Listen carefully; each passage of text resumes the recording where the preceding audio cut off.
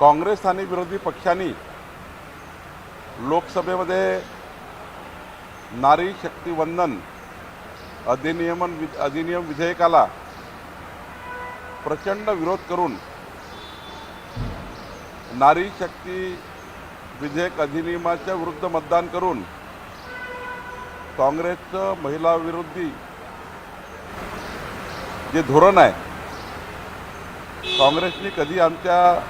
बहिणींना महिलांना सन्मान दिला नाही, हे आज त्यांच्या कर्तृत्वावरून दिसलं। ज्या 211 खासदारांनी विरोधात मतदान केलं आहे,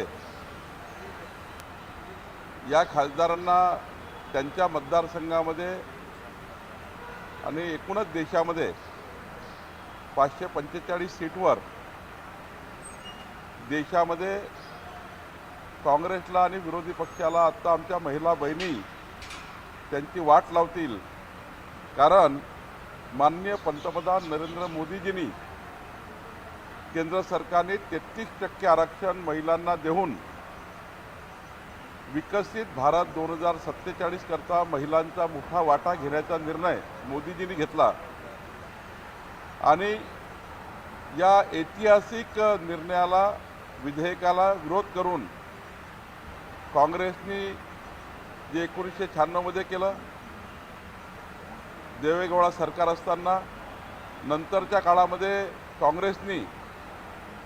जे अटलजीच्या काळामध्ये विरोध केला, 4 वेळा अटलजीच्या कार्यकाळामध्ये विरोध केला आणि खऱ्या अर्थाने आमच्या 70 कोटी महिला बहिणींना जे राजकीय प्रतिनिधित्व लोकसभेत आणि विधानसभेत मिळणार होतं, ते प्रतिनिधित्व काढून टाकण्याचं काम काँग्रेसने केलं।